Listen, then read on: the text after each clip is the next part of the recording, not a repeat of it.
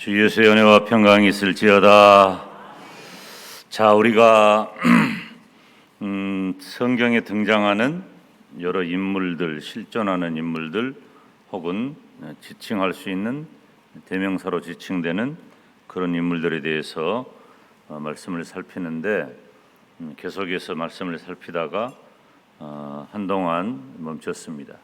누가복음 16장은 우리 주님께서 재물에 대한 말씀을 증거하시는 내용, 그런 내용입니다. 재물을 어떻게 사용할 것이냐라고 하는 것인데, 여기 오늘 14절 말씀을 보면 바리새인들은 돈을 좋아하는 자라 그랬어요. 예수님께서 그 시대의 물질과 또 학문과 혹은 권세의 주도적인 위치에 있는 사람들에 대한 교훈을 하는 가운데 특별히 재물에 관한 그런 내용을 언급하고 있는 것을 볼 수 있어요. 여기 오늘 보니까 한 부자라 그랬죠. 19절에 한 부자가 있어. 지금 이 한 부자는 여기 오늘 본문의 말씀은 예수님께서 하신 말씀을 그대로 옮겨 적은 내용입니다. 우리 주님이 비유로 하신 말씀이죠. 제가 비유에 대한 이해를 어떻게 설명을 드렸냐면, 이 비유에 등장하는 내용과 인물은 실제 있었던 일을 등장시키는 경우도 덜어 있고, 학자들은 대체적으로 그렇게 보는 분들이 많아요. 혹은 전해오는 이야기를 들려주는 경우도 있습니다. 어찌되었든지 여기 오늘 본문에 등장하는 한 부자도 역시 실제 인물일 수도 있고, 그러니까 비유로 이야기하면 왜 예수님이 비유로 말씀하시겠어요? 사람들이 잘 알아듣도록. 예수님이 비유로 말씀하시면 그래 맞아 그래 쉽게 알아들을 수 있었단 말이에요. 그 말은 지금 제가 우리 성도님들에게 무슨 얘기를 할 때 누구를 예로 든다면 얼른 누군지 아시겠잖아요. 그러면 그 일에 대한 이해가 쉽겠죠. 그런 것처럼 아마도 그 시대에 실존하는 인물의 이야기를 우리 주님께서 하셨을 수도 있어요. 그러니까 이해하기 쉽도록 그렇게 말씀을 전하신 거죠. 혹은 전해오는 이야기일 수도 있습니다. 어찌되었든지 오늘 본문의 내용을 보면 나사로는 천국에 갔지만, 두 인물이 등장하는데 나사로는 천국에 갔지만 본문의 부자는 지옥에 갔다는 거예요. 서로 정반대의 삶을 정반대로 살았고, 죽은 이후에도 그 결과가 정반대의 결과를 가져오게 된 거예요. 우리는 한 부자의 모습을 통해서 지금 이 시대에 내가 어떻게 살아야 할 것인지에 대한 교훈이 되기를 주님의 이름으로 축원합니다. 이 본문의 말씀은 제가 설교를 여러 차례 했고, 또 예배당 강단이 아니라 할지라도 여러 루트를 통해서 오늘 본문의 말씀을 예로 드는 경우가 굉장히 많습니다. 그만큼 우리들에게 교훈하는 바가 선명해요. 굉장히 쉽습니다. 오늘 설교를 듣는 여러분들이 굉장히 쉬운 설교를 듣는 거예요. 본문만 읽어도 확연하게 드러나는 주제, 그리고 이미 우리들의 마음속에 오늘 본문을 읽으면서 어떠한 내용이다라고 하는 것을 이미 알고 있어요. 그러면 우리는 한 부자의 오늘 모습을 통해서 무엇을 교훈받는가? 이 부자는 첫째로 날마다 호화롭게 즐겼다 그랬어요. 19절에 보니까 한 부자가 있어 자색 옷과 고운 베옷을 입고 날마다 호화로이 연락했다. 이 말씀을 통해서 우리가 살필 수 있는 것은 이 한 부자는 세상을 너무너무 사랑한 거예요. 이 호화롭게 즐겼다고 하는 것은 세상적인, 세속적인 즐거움을 말해요. 우리가 세상적인, 세속적인 즐거움을 갖는 일을 죄악이라고 말할 수는 없어요. 근데 여기 말씀을 보면 이 헬라어 원전의 말씀을 보면은 오늘 이 세속적인 즐거움에 대해서 현재 분사형으로 사용한단 말이에요. 다시 말하면은 현재 분사형이란 말은 어떤 의미냐면은 반복하고 계속한다는 거예요. 그러니까 여기 오늘 말씀에도 날마다, 따라서 합시다. 날마다 하는 짓이 똑같아요. 세속적인 즐거움을 위해서 날마다 그 일을 한 거예요. 여기 자색 옷이라고 하는 것은 왕이나 귀족들만 입는 최고급 옷이에요.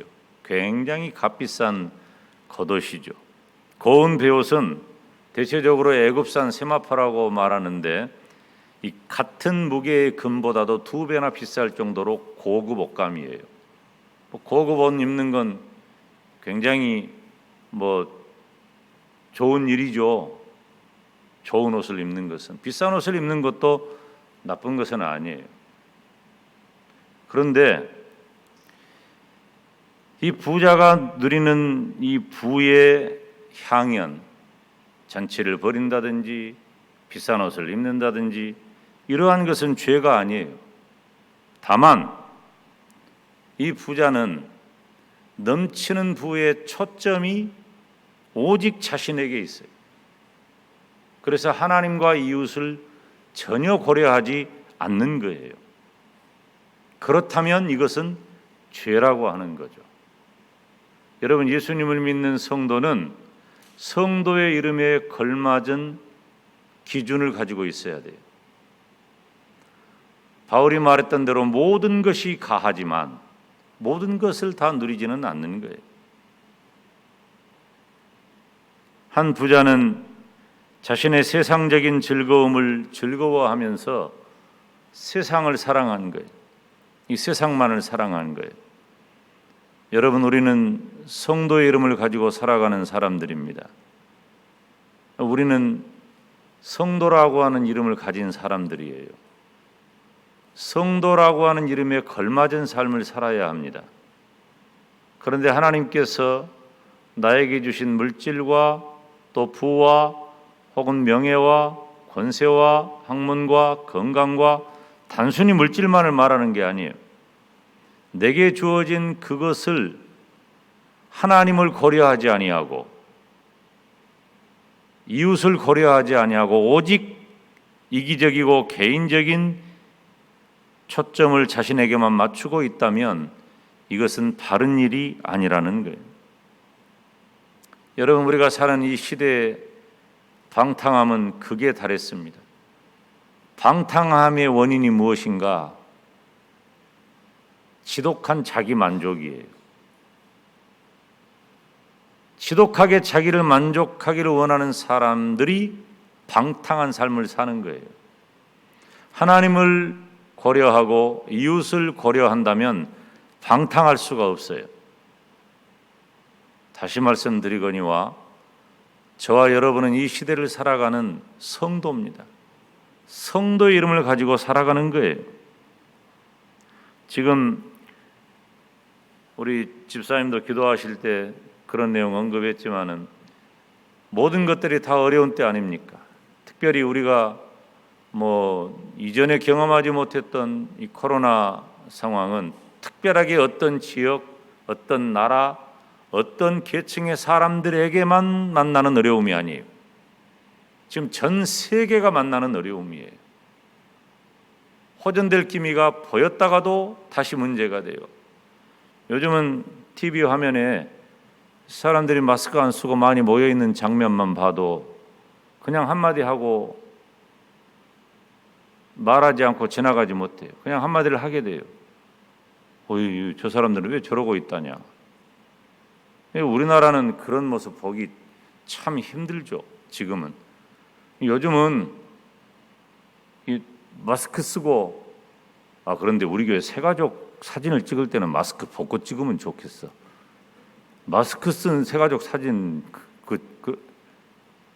목사님 아시겠죠? 마스크 쓴 새가족 사진 주보에 올리지 말고 그 사진 찍을 때만이라도 숨 참고 얼굴 보여야지. 누군 줄 알 수가 있나?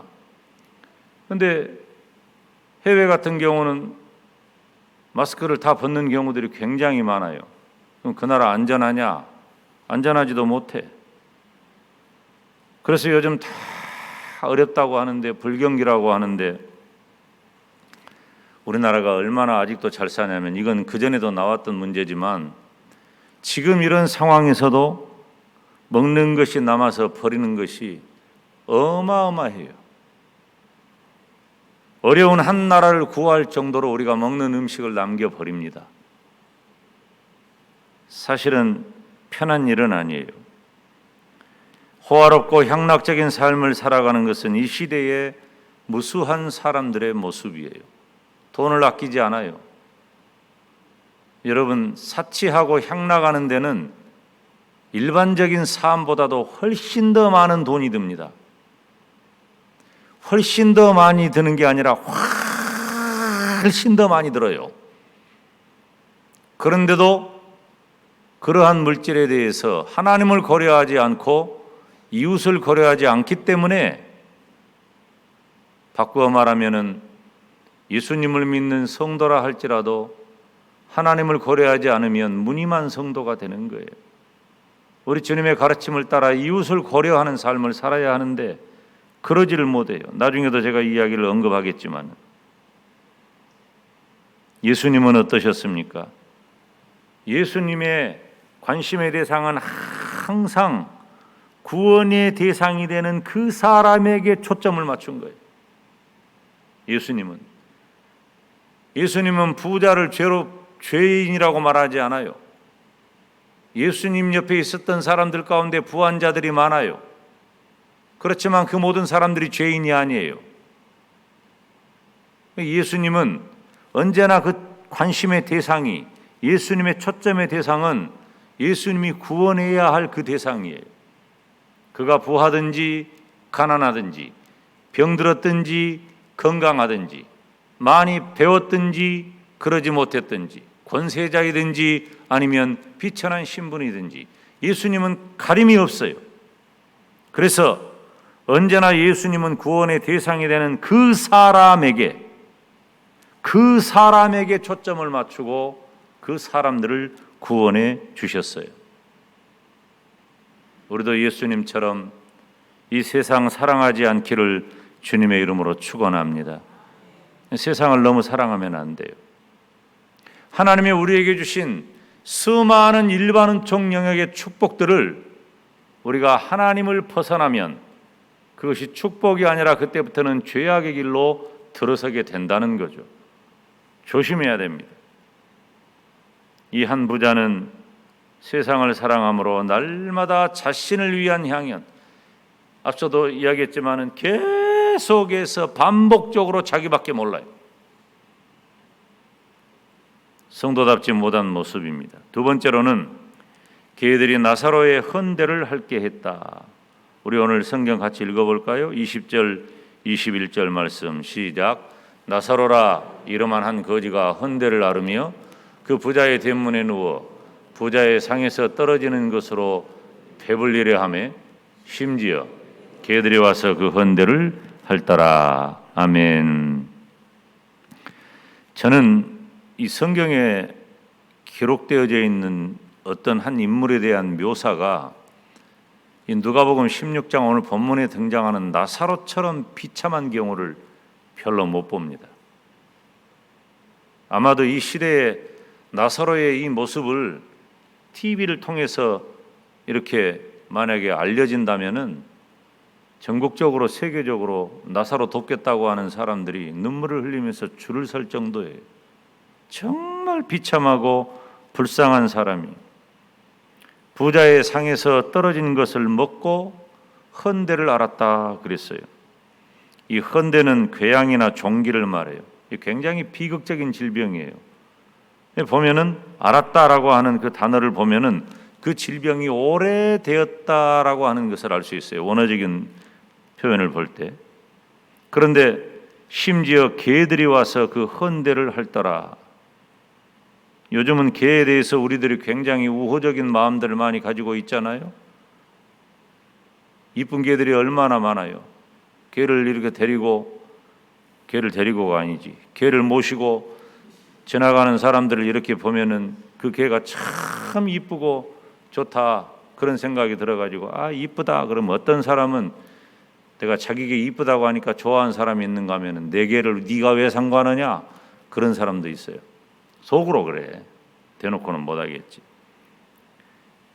그렇게 이쁜 개가 아니고 여기 본문에 등장하는 개는 사납게 거리를 쏘다니는 들개예요. 들개. 그리고 이스라엘에서 개는 굉장히 안 좋은 겁니다. 개는 부정한 짐승이에요. 그리고 개하고 비유되면은 그래서 그 전통의 서양에서는 이 개하고 비교되는 사람이 비유되는 것을 굉장히 모욕적으로 생각해요. 그런데 요즘은 아이러니하게 개를 모시고 사는 그런 세상이 되었으니 참 이 시대가 많이 바뀌었다 그런 생각을 하게 돼요. 그런데 이 사납게 거리를 쏘다니는 이 들개가 와서 나사로의 헌대를 핥는 거예요. 그러면 어떻게 해야 되겠어요? 나사로가 자기 자신의 그 종기, 그 앓고 있는 그 질병, 그것을 개가 핥으려고 하면은 어떻게 해야 되겠어요? 개를 쫓아내야지. 그런데 지금 이 나사로는 자신을 그렇게 와서 괴롭히는 개를 쫓아낼 힘마저도 없는 연약한 상태인 거예요. 그러니까 제가 언급했잖아요. 성경의 다른 부분도 뭐 불쌍하고 좀 고통스럽고 힘든 사람들의 이야기들이 없는 것은 아니지만은 이 나사로처럼 비참하고 불쌍한 경우를 찾아보기가 쉽지 않다는 거예요. 만약에 우리가 나사로의 모습을 실제로 봤다면 참 보기 민망해서 고개를 돌릴 정도로 그렇게 비참하고 불쌍한 모습이 나사로의 모습이었습니다. 굶주림의 고통이 있었고 오래된 질병의 고통이 있었고 개들까지 괴롭힐 정도니 그 비참함이 극에 달한 거예요. 지금 말로 얘기하니까 그렇지 이 나사로의 이 상황이 얼마나 고통스러워. 우리가 간혹 TV를 보다 보면은 이 아프리카나 오지에 굉장히 어려운데 그 아이들의 모습이라든가 그 연약한 사람들의 모습이 등장하면 마음이 얼마나 애잔하고 우리 마음이 사실 힘들던가요. 그래서 지금 남아공에 우리 이의규 선교사님을 통해서 나중에 이제 이분들 이름을 공개를 해야 될지 말아야 될지 모르겠지만은 그 남아공에 우물을 지금 하나 팠어요. 음솔로지라고 하는 지역에 우리 이의규 선교사님을 통해서 하자. 그분이 왜 남아공에 우물을 팠냐면 그런 방송을 보니까 마음이 애잔하고 힘든 거예요. 짠하니까 물이라도 좀 깨끗한 물 마시게 해주고 싶다 하는 그런 마음으로 지금 엊그저께 송금해서 우리 선교위원회하고 또 의논을 하고 물론 개인이 헌신한 거지만 그렇게 했단 말이에요. 수년 전에도 그렇게 했고 나사로가 만약에 TV에 그렇게 나왔다면 우리가 아마 그 후원자들이 줄을 섰을 정도예요. 그런데 여기 오늘 본문에 등장하는 한 부자는 왜 죄가 있다고 말하느냐? 그렇게 고통 가운데 있는 나사로에 대해서 무관심한 거예요. 다시 말씀을 드리지만 부자가 죄는 아닙니다. 부자가 죄는 아니에요. 제가 여러분의 부함을 위해서 기도하잖아요. 기도할 때, 성도들을 기도할 때 손의 물질에 부요함을 달라고 제가 기도하잖아요. 그러니까 부요함은 하나님이 우리에게 허락하신 복 중에 하나예요. 그런데 이 부자의 문제는 뭐냐면은 그 재물을 바르게 사용하지 못한 것이 죄예요. 자신을 위해서는 왕이나 귀족이 입을 만한 비싼 옷, 금보다도 비싼 그 옷을 입고서 날마다 계속해서 세상을 사랑하는 그런 모습을 보이는 반면에 이렇게 비참하고 불쌍한 나사로는 전혀 도와주지 않아요. 외면하는 거예요. 다시 말하면은 이 한 부자는 재물을 가지고 있는 것이 죄가 아니라 재물을 바르게 사용하지 못한 것이 죄예요. 이제 여러분은 여기서부터 고민을 좀 해야 돼요. 오늘 설교를 듣고 내가 통장에 있는 돈 중에 어떻게 해야 될까, 이 돈을 고민을 좀 하기는 해야 돼요.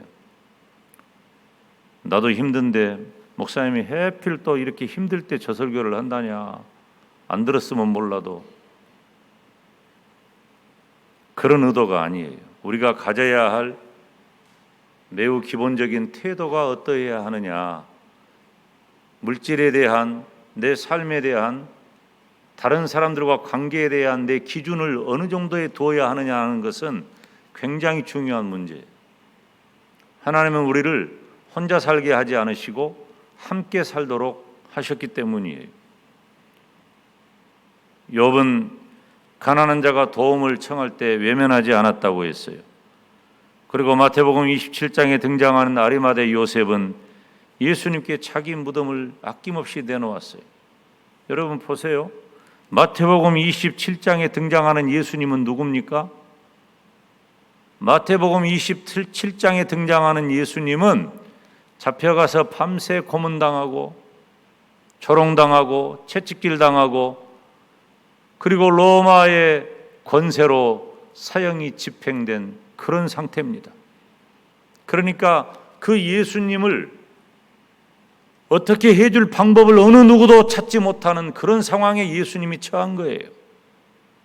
그런데 아리마대 요셉은 그런 모든 것들을 다 감내하면서 예수님의 시신을 자신의 무덤에 장사 지낸 겁니다.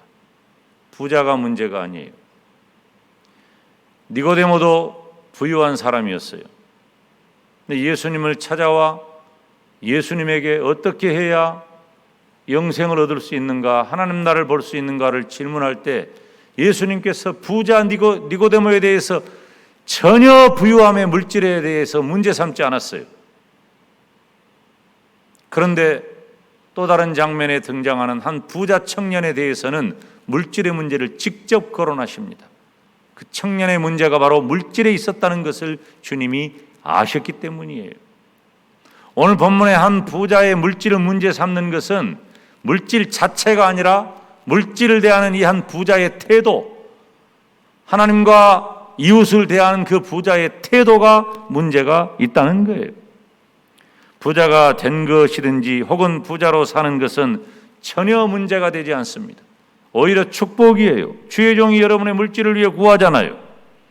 그렇지만 고통 중에 있는 나사로를 외면할 정도의 냉정함과 무관심은 문제가 되는 거예요. 얼마나 대조적입니까? 이 한 부자의 지나친 향락과 나사로의 엄청난 고통은 얼마나 대조적이냔 말이에요. 그런데 안 돌아봐요. 여러분, 우리는 간혹 사람을 대할 때 우리의 태도가 어떠한가를 잘 살펴야 됩니다. 사람에 대한 태도가 곧 하나님을 신앙하는 내 신앙의 단면이기 때문에 그래요. 여러분, 눈에 보이지 않는 하나님을 우리들이 신앙한다고 하면서 눈에 보이는 사람에 대한 우리들의 태도를 어떻게 결정짓고 사는지를 잘 봐야 합니다. 우리가 만약에 강한 자에게 약하면 비굴한 삶을 살게 돼요. 그러나 약한 자에게 강하면 이것은 비겁한 삶을 사는 거예요. 사랑하는 여러분, 어려운 이웃을 보고도 도와주지 않는 것은 성도로서 크게 잘못하고 있는 거예요. 한 부자의 모습을 통해서 우리는 예수님을 믿는 성도로서 내가 어떻게 살아야 할 것인가를 교훈받습니다. 첫째, 날마다 호화롭게 즐기는 이 세상을 사랑하는 한 부자처럼 하나님과 이웃을 고려하지 않는 삶을 살면은 안 된다. 두 번째로, 도와주지 않고 외면한 냉정함으로 이웃을 대하면은 안 된다는 것입니다. 우리가 무슨 온 세상 사람들을 다 어떻게 할 방법은 없어요. 그리고 나 혼자의 삶도 버거운 것이 요즘 살아가는 이 시대예요. 그렇지만 중요한 것은 하나님이 내 옆에 있게 하신 그 이웃에 대해서 주님은 서로 사랑하라고 말씀하셔요. 어려운 이웃을 보고 도와줄 마음, 함께할 마음 가지시기를 주님의 이름으로 축원합니다. 마지막 세 번째로 이 한 부자의 마지막 모습은 음부와 고통 가운데 거했다는 거예요. 지옥의 형벌의 고통을 당하게 된 것입니다. 오늘 본문 22절 23절에 보면은 이에 그 거지가 죽어, 이 나사로가 죽었지요. 천사들에게 받들려 아브라함의 품에 들어갔습니다. 참 복되고 복된 일이에요. 이 땅에서 살아가는 동안에 그렇게 비참하고 그렇게 불쌍한 그런 삶을 살았던 나사로가 아브라함의 품에 들어간 거예요. 그리고 이어서 부자도 죽어 장사되매 저가 음부에서 고통 중에 눈을 들어 멀리 아브라함과 그의 품에 있는 나사로를 보았다. 자, 부자는 죽어서 장사되어 저가 음부에서 고통 중에 있게 되었다. 지옥 같다는 말이에요. 음부는 지옥이니까. 구약에는 수올이고 신약에는 하데스라고 표현되죠. 다 지옥을 말하는 거예요. 그 지옥의 상징 언어 가운데 하나가 뭐냐면 불못이에요. 엄청난 고통, 멈추지 않는 고통, 갖가지 고통, 여러 가지 고통이 있는 거예요. 얼마나 고통스러우면은 이 부자는 28절에 형제 다섯을, 자기 형제 다섯이 있는데 그 형제 다섯이 제발 여기에 오지 않게 해달라고 원했단 말이에요. 여러분, 음부의 고통, 지옥의 고통이 있다고 하는 것은 우리가 이 땅을 살아가는 삶을 믿음으로 어떻게 경영해야 할 것인가를 교훈해 줍니다. 마가복음 9장 47절에 보면 만일 내 눈이 너를 범죄케 하거든 빼버려라. 한 눈으로 하나님 나라에 들어가는 것이 두 발을 가지고 지옥에 던지는 것보다 낫다 그랬어요. 만약에 네 눈이 너를 범죄하게 하면 한 눈을 빼버려라. 차라리 우리는 눈을 빼버리는 말에 초점을 맞추는 것이 아니라 그렇게 해서라도 지옥에 가지 않아야 한다는 것. 요한계시록 20장 10절에 보면은 또 저희를 미혹하는 마귀가 불과 유황 못에 던지우니 거기는 그 짐승과 거짓 선지자도 있어 세세토록 밤낮 괴로움을 받으리라. 세세토록 당하는 고통이, 우리는 예수님을 믿는 성도든 우리는 세세토록 당하는 그 고통에서 해방된 자들이에요. 믿으시면 아멘. 그리고 우리가 해야 할 일은 어떤 일이에요? 바로 세세토록 당하는 고통을 막는 일이에요. 이것이 바로 성도의 사명이에요. 교회의 사명인 거예요.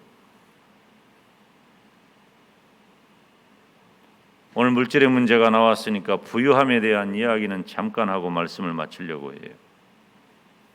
감사하는 삶은 최고의 부자의 모습이에요. 내가 무엇을 얼마나 많이 가지고 있는가. 저희 어머니께서 생전에 하시던 말씀이 지금 생각해 보면 참 살며시 웃음이 나오게 해요. 우리 이제 부자 됐어야, 그런 말씀을 하셔요. 지금 뒤돌아보니까 객관적으로 그때 우리가 부자였는가? 하나도 안 부자였어요. 얼마나 어렵고 힘든 삶을 살다가 어머니 입장에서 조금 나은 그런 마음을 가지셨던 것 같아요. 감사하는 마음이 컸던 거죠. 부자의 모습, 재물에 관련된 모습을 생각할 때 우리가 잠언 30장 8절 9절을 뺄 수가 없습니다. 우리가 함께 읽을까요? 시작. 곧 허탄과 거짓말을 내게서 멀리 하옵시며 나로 가난하게도 마옵시고 부하게도 마옵시고 오직 필요한 양식으로 내게 먹이시옵소서. 혹 내가 배불러서 하나님을 모른다 여호와가 누구냐 할까 하오며 혹 내가 가난하여 도적질하고 내 하나님의 이름을 욕되게 할까 두려워함이니이다. 아멘. 여러분, 내게 주어진 모든 삶의 모습을 인하여 하나님께 감사하시기를 주님의 이름으로 축원합니다. 감사가 막 입에서 터져 나와야 돼요. 요즘 우리들의 입에서 감사라는 단어 찾기 쉽지 않습니다. 이상해 보여요. 그런데 그 이상해 보이는 일을 하는 사람이 바로 성도입니다. 내게 주신 모든 것을 인하여 우리 하나님께 감사하시기를 주님의 이름으로 축원합니다. 진정한 부자는 하늘에 쌓아둔 사람이에요. 마태복음 6장 19절에서 21절 말씀을 보면 너희를 위하여 땅에 보물을 쌓아두지 말아라. 거기는 좀과 동록이 해하며 도적이 구멍을 뚫고 도적질하느니라. 오직 너희를 위하여 보물을 하늘에 쌓아두라. 거기는 좀이나 동록이 해하지 못하며 도적이 구멍을 뚫지도 못하고 도적질도 못하느니라. 네 보물 있는 그곳에는 네 마음도 있느니라. 아멘.